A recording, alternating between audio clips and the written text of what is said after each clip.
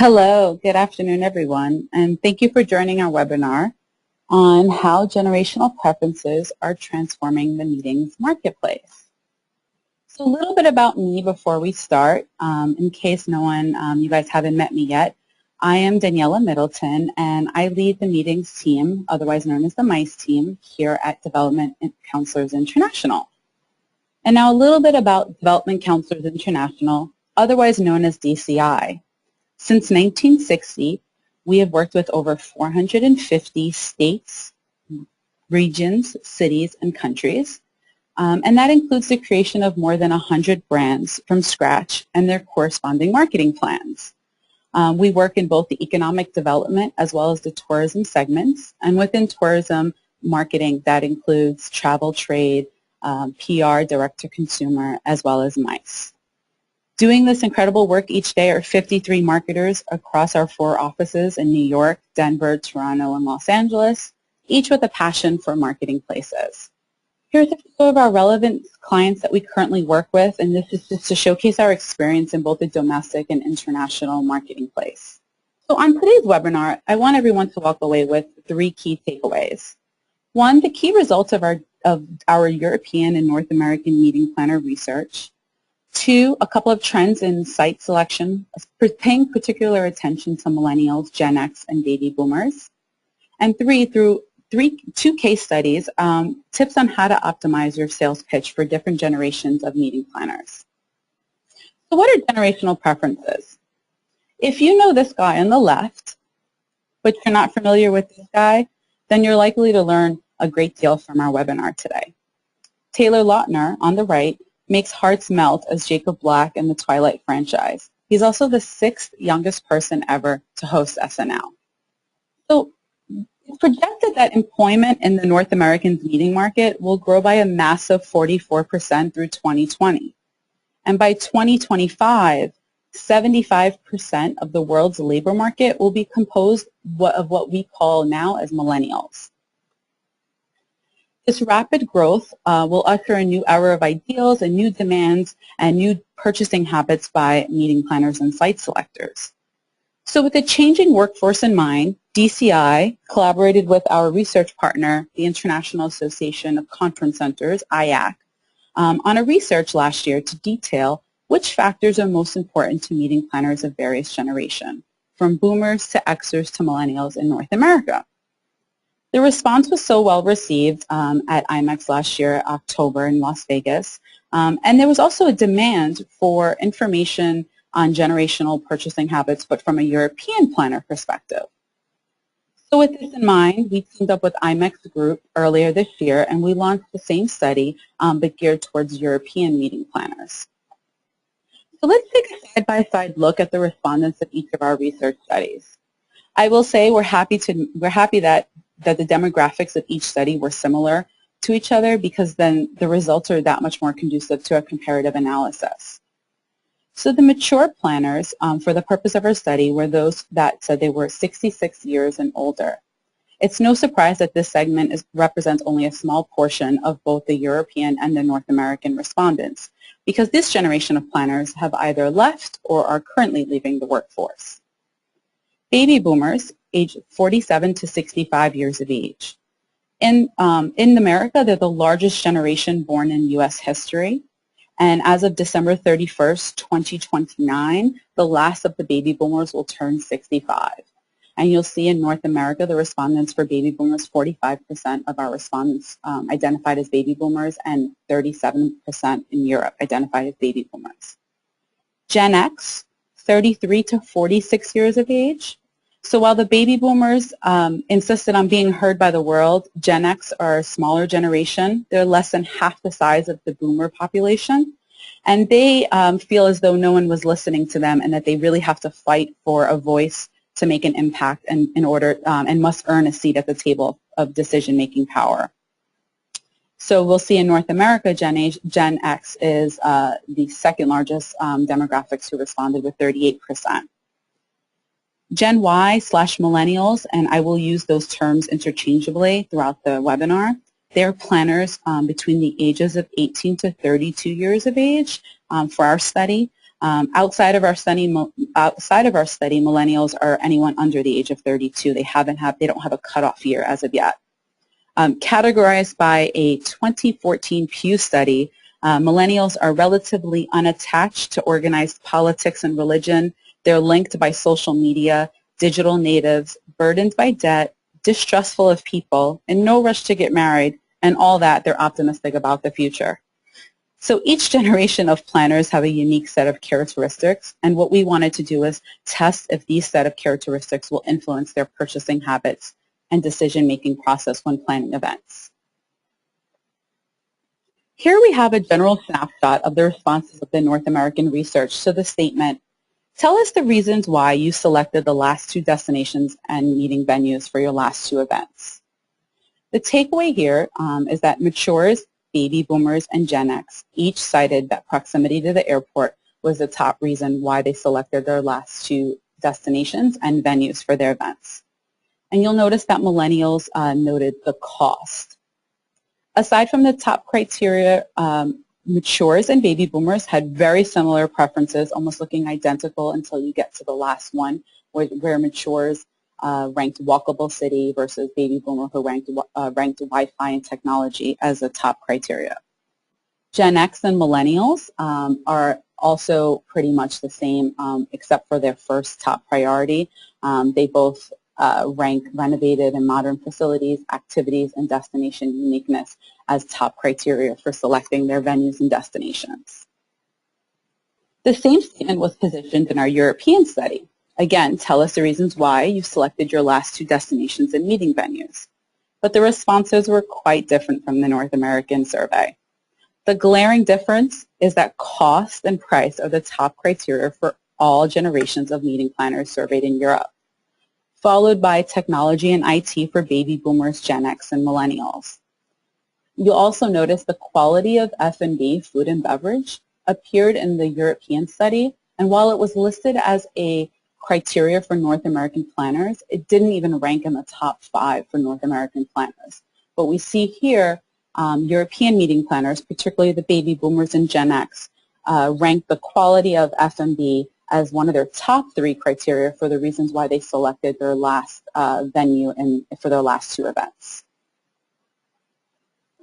So two key takeaways from those overall questions. One is convenience and accessibility are top priorities for the mature and baby boomers in both North America and Europe. So you really want to dial up as a supplier the comfort features, the proximity to the airport, and the convenience around the destination when you're working with these planners. You want to dial up the destination uniqueness and technology capabilities for the Gen Y and Gen X planners in both North America and Europe. And this is actually music to destination marketers' ears because you really can play up your uniqueness of your city, of your country, what makes you cool, trendy, what sets you aside from the competition when you are responding to RFPs to Gen X and Gen Y planners throughout North America and Europe. So this is an interesting point, is that across all generations, both in European and North American planners, everyone indicated that the flexibility of meeting space is the most important criteria when selecting the actual space within a facility. So how does the meeting space lend itself to more roundtable discussions versus lectures? Can the furniture be easily moved? You may have columns in your facility. How can they work around this? It's no surprise that this is important, but because meeting architecture is increasingly important and it's on the top of planners' minds, and companies are starting to be innovative with their formats because they realize that not everyone retains information the same way, or they want to disrupt the way they did meetings in previous years. As a supplier, it's important to help planners see how they can dress up the meeting space specific to their needs. They want it to be flexible. They want to see, if you're giving them a site inspection, walk them through, show them photos of how that space can be designed and how they can customize it to make it their own. Now we're going to take a quick deep dive into 2 generations that will make up the majority of the workforce over the short to medium term. In summarizing our research and analyzing stated preferences and planning purchases, when selling to Gen X meeting planners in North America, CVBs and destination suppliers will want to dial up these 3 characteristics. One, the proximity to the airport. This also includes accessibility. Walk them through how long the travel time is for their attendees from upon arrival to check-in at the venue. Also showcase what is around the venue that you're selling, or where the center, the city center, if they're located in the city center, what activities there are to do there. Number two, renovated meeting space. Showcase modern facilities and places that have been renovated recently. If there's a property in your city or destination that has been around for a long time but has had a recent renovation, you want to market that because they might not have known that information, and they would be likely to overpass that during the RFP process. And three, activities in the destination. This is a sweet spot for the Gen X meeting planners in North America. One planner responded, I may have to locate my meeting in a certain region of the world or even in a specific country, but the added selling point is that the attendees will be able to enjoy themselves outside of the meeting. What are they going to do after the meeting, pre and post? In comparison, when selling to Gen X meeting planners who are in Europe, destination suppliers may want to emphasize these three characteristics. One, the technology and connectivity that the city has, the destination has, as well as the Wi-Fi and broadband capabilities of the venue. Two, the off-site activities for attendees, both group and individual. And lastly, costs. It's important to note that this doesn't necessarily mean that you have to come in as the least expensive destination or venue in order to win the business. But instead, it's encouraged for suppliers to thoroughly outline the factors and amenities that are included in the final price. Showcase the value, and don't assume that the planner, especially the Gen X planner in Europe, know all the details that are included in the costs that are quoted. And this is more and more important when, as a supplier, maybe in North America working with a European planner, they may assume that there are certain things included in that cost that are or are not included. So you want to detail that as much as possible. So when selling to millennial meeting planners in North America, CVBs and destination suppliers will want to emphasize, again, the cost and pricing. This was the #1 reason why millennial meeting planners indicated their preference when they're looking at a venue or a destination. How cost effective will it be, or what's the price? In general, Gen Y planners have less meeting planning experience just because of the number of years they've been in the industry. Yet our research showcased that they are the harshest critics when it comes to pricing. And this could be because of a number of factors, including that they're trying to impress their supervisors by getting the best price possible, or because they may have less experience, they don't know all of the details that are included in the price. So you want to keep this in mind, as your destination and venue may actually be cut from the shortlist in the first round if you don't outline exactly what's included in your costs, or if the Gen Y/millennial planner isn't convinced of the price tag. Modern meeting facilities, this is a little bit different from the renovated facilities that I just mentioned before.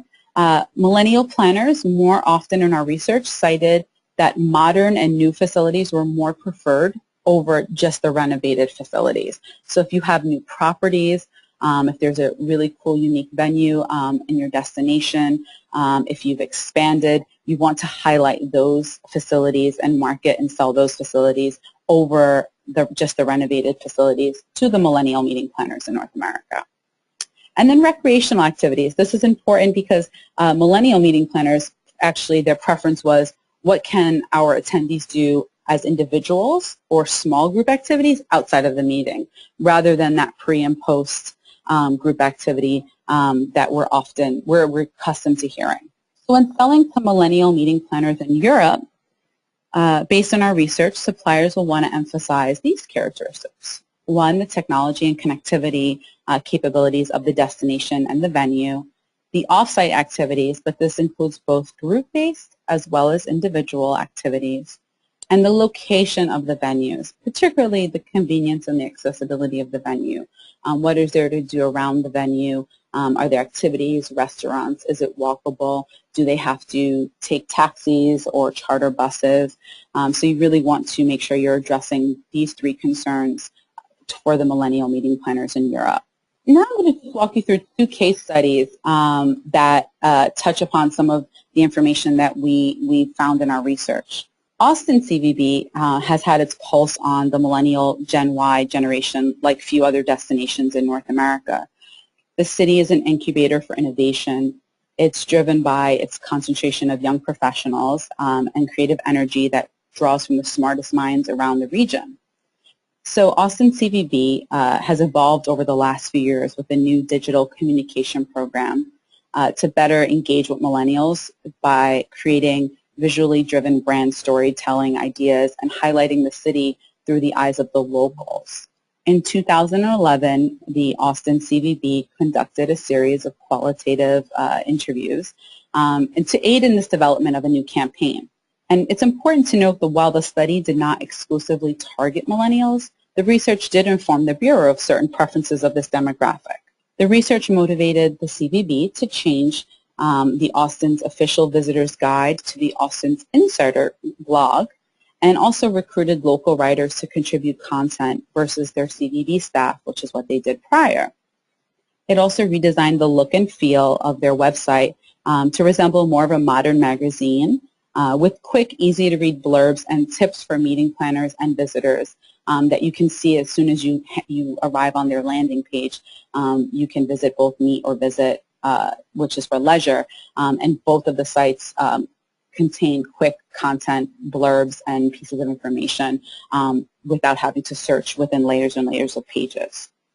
Our next case study is Meet Mr. Holland. So for those of you who don't know Mr. Holland, or you may have met him at IMEX Las Vegas last week, the Netherlands Board of Tourism and Conventions campaign kicked off the Meet Mr. Holland campaign in late 2011. It's still active today.